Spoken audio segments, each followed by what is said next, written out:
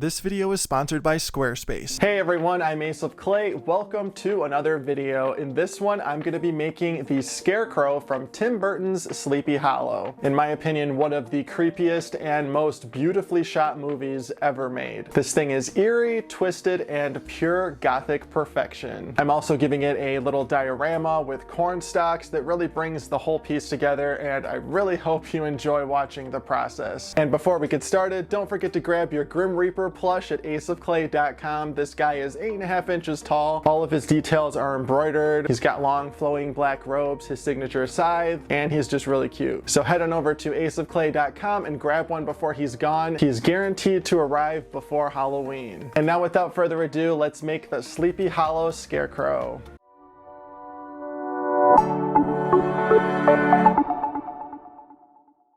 Alright, first step, I'm going to drill a hole in my wooden base here for my armature wire. This is going to be the main post for our Scarecrow. Now I'm adding this little ball of clay just to help me with proportions as I create the arms. Then I'm going to attach the arms with some more wire. To secure everything in place, I'm going to brush on some Bacon Bond and then add some ultralight on top. Now we're going to bake this. After baking, I realized the armature wire for the arms was a little too thick, so we're just going to go ahead and add a little 16 gauge wire extension. We can make them much skinnier now. Now I'm going to start adding my flexible clay over everything.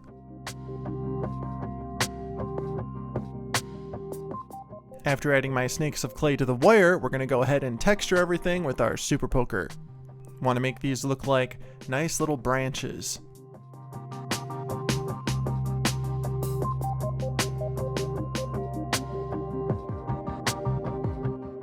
In the original, our Scarecrow's got some branches that go across his chest that look kind of like a rib cage, so we're just going to create that illusion with some snakes of clay.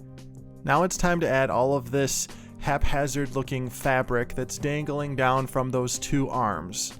I've got some nice flat sheets of clay that we're just going to shape out in our hands and drape over the armature. I'm trying to mimic the original design as closely as possible. So we're going to move slowly and just work on one little section at a time. As I go, I'm tattering the ends of the fabric a little bit here and there to make it look nice and organic and old. This Scarecrow has such a simple design on the surface. It's literally just a wooden frame with some tarp or fabric thrown on, but when you really look at it, there's this eerie complexity to it. The proportions, the textures, the way it's staged, everything works together to make something that's both basic and haunting at the same time. It's a perfect example of how something simple can still have a ton of character.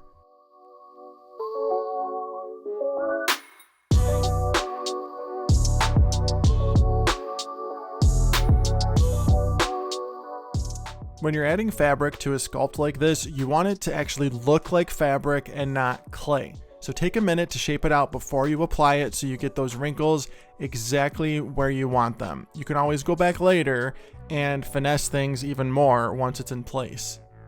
Also for reference, the sheets of clay that I made are made by rolling it through my pasta maker on the thinnest setting, I believe a 9. If your sheets are too thick, that's when they're going to start looking cartoony and bulky. Now at each arm, it looks like the fabric was just stretched over the frame and then ripped to form these like rough sleeves. So I'm trying to recreate that pulled, like strained look by adding these little triangular sections of clay, kind of like a tablecloth that's been like pulled too tight. The whole design of this guy is just so haphazard. So my goal here is to sell that like random chaotic look without it coming off as too intentional. And that's a little harder than you'd think it would be. And now we're just going to nitpick things a little bit until I get it to a point that I like.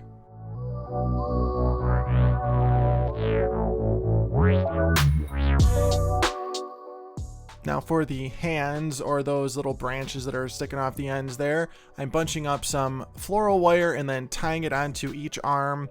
And then I'm going to position it and secure everything with a little bit of Bacon Bond, after I trim it up, of course.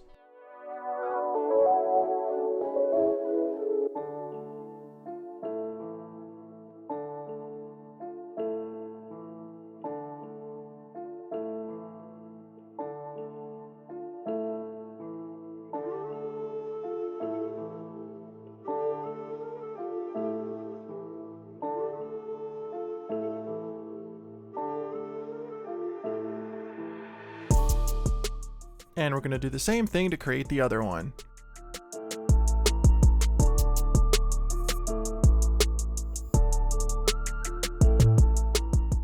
And just like that, the body is pretty much done. So let's set it aside, and because this is such a simple design, I'm going to jazz things up a little bit, and I'm going to add a bunch of dead corn stalks all around him. We'll move them onto a larger base to accommodate that later. To create the corn stalks, I'm just cutting the leaves out of cardstock, and then I'm going to hot glue them to bamboo skewers. And I'll make the tassel on top out of cardstock too, at this point at least.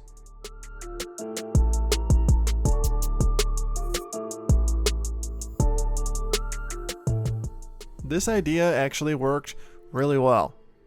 10 out of 10 would recommend if you want to make some corn stalks.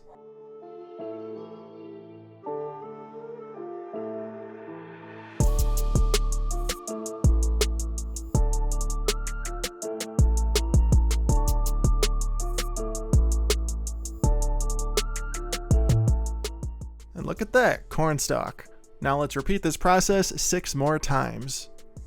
And then here is our larger wooden base. I'm just going to drill a bunch of holes in it for the corn stalks and of course for him, and then we'll be good to go. And fun fact, this is a craft store plaque that I've had for like 10 years sitting around that I never used. Now I'm using it. All right, there we go. You get the gist of it. Time to move on to the jack-o'-lantern head. Iconic jack-o'-lantern head. I'm going to start by balling up a piece of aluminum foil and covering that in clay till we get a nice round ball here. After indenting the top and bottom with a ball stylus, we're going to start adding the veins. I'm using my pin tool to add some nice straight lines all the way from the top to the bottom.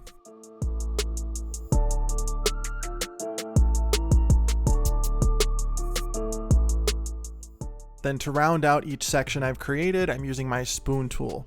I just want to gently go into each of those lines I created at a slight angle to smooth everything out really nice. And I do sell this tool on my website if you want to grab one for yourself, aceofclay.com.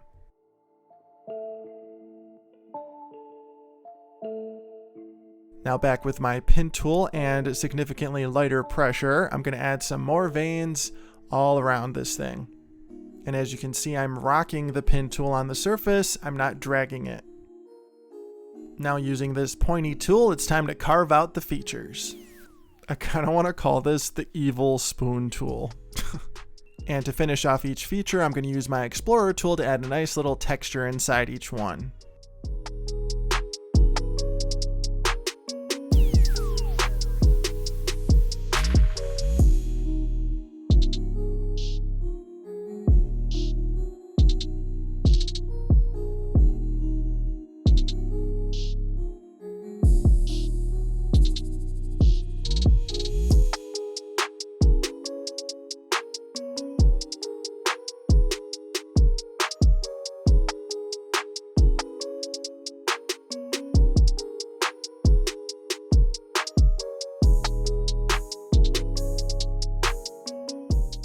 Now let's pop on the stem, and our jack-o'-lantern head is done. All right, we're gonna take a quick break from our video to talk about our sponsor, Squarespace. I've been using Squarespace for over 6 years now, and it has been a game changer. It's helped me grow my online presence and streamline my work effortlessly. As a business owner, I need a website that functions seamlessly and looks great, and Squarespace delivers. One of my favorite features is their SEO tools. Squarespace makes it easy to get discovered with built-in meta descriptions and sitemaps, which helps my site rank higher without any extra effort. I also love Squarespace Payments. I really like it because I can process all of my payments through the same dashboard that I'm already using. It's super easy to set up, and I can accept payments instantly through multiple methods like Apple Pay and Klarna. No hassle, just smooth transactions. And if you're selling products or services like I am, their online store tools are top-notch. From inventory to fulfillment, everything is built in for a seamless experience. Ready to build your site? Go to squarespace.com, start a free trial, and when you're ready to launch, go to squarespace.com/aceofclay to save 10% on your first purchase. Now the next day I woke up and I really wasn't feeling those paper tassels. They look really bad. And so we're going to make some nicer ones by twisting some floral wire into itself like that. And then we're going to bunch it together just like the hands, cut all the loops, And then we are going to bend it into shape and attach it with some UV resin. This looks a million times better. I can't believe I put a paper tassel like that on all the corn stalks.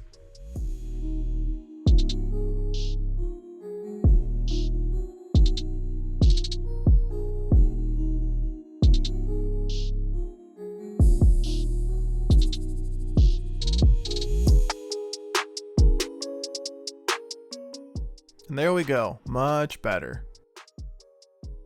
Now I just need to add some hay underneath the head.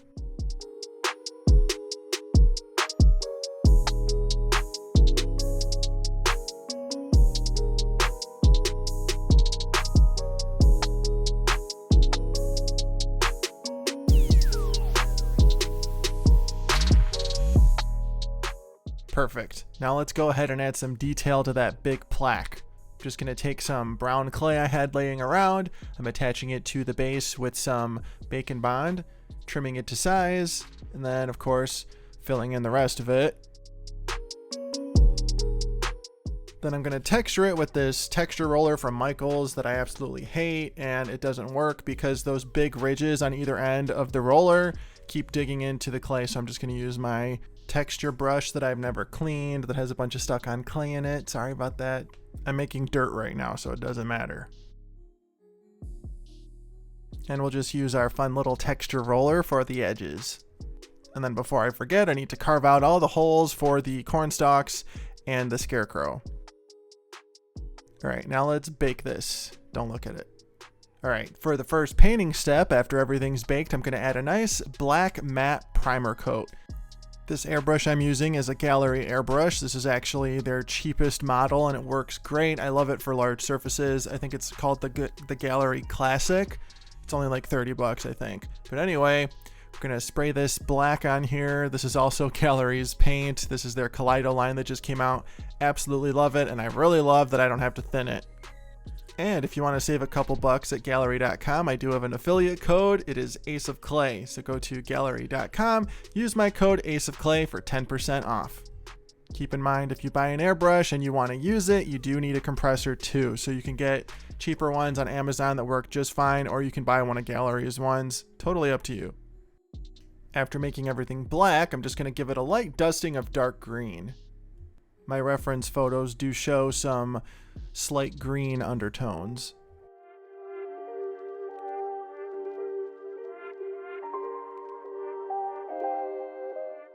After the green is on that you can't really see on camera, I'm going in with some lighter gray and we're just going to kiss some spots here and there. And then we're going to throw on a little bit of brown.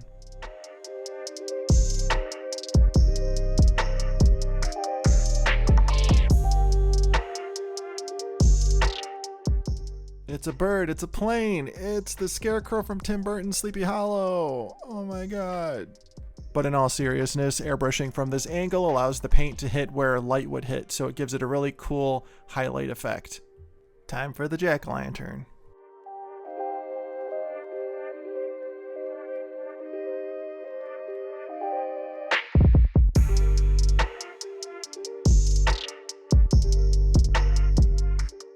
Now for the corn stalks. This brown is a little too light, so we're going to darken it.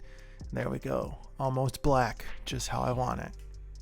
I don't know about you, but I love painting things that are made of a bunch of different materials because I love seeing the paint just merge everything together. Like that paper is just merging into the bamboo skewer, and then the wire on top for the tassel just blends into it too.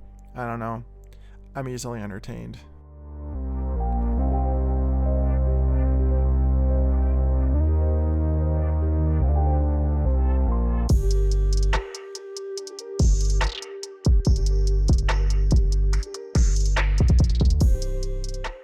Now for a quick spritz of light gray to add a little bit of dimension. And after I put all my airbrushing supplies away, I decided I needed to highlight this jack-o'-lantern a little bit. So we're gonna kiss it with some yellow, and then I'm gonna overdo the yellow, and I have to add more orange. But it's fine because it ends up looking pretty good when it's done.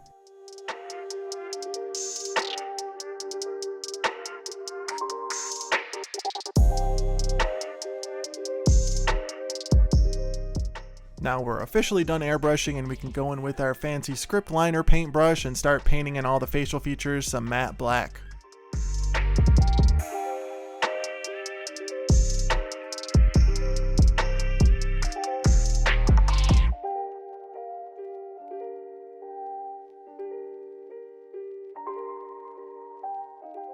Now I'm going to darken all of the veins in the pumpkin with some watered down dark brown. I'm being very careful because if I screw this up, I screw up the whole thing and I have to start over, pretty much.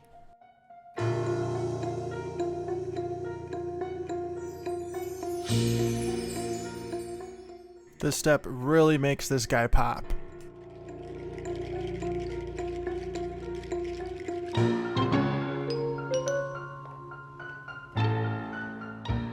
Now let's paint that straw.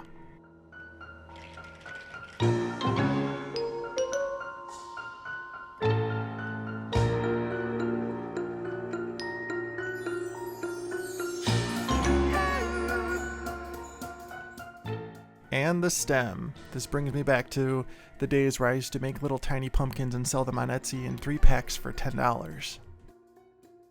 Now we just gotta add a little something something to the body. So I'm going to dry brush on some light gray. When in doubt, dry brush. Not really, don't do that. Think about it first.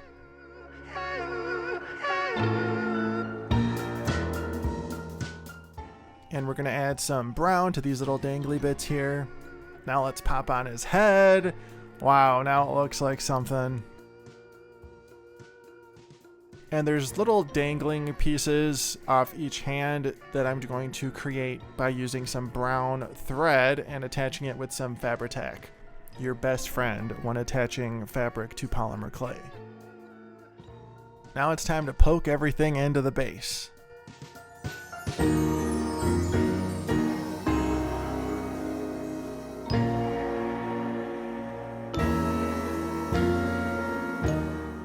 Alright, now say it with me. And it's done! My little diorama of the Scarecrow from Sleepy Hollow is complete. Let me know what you think of it in the comments.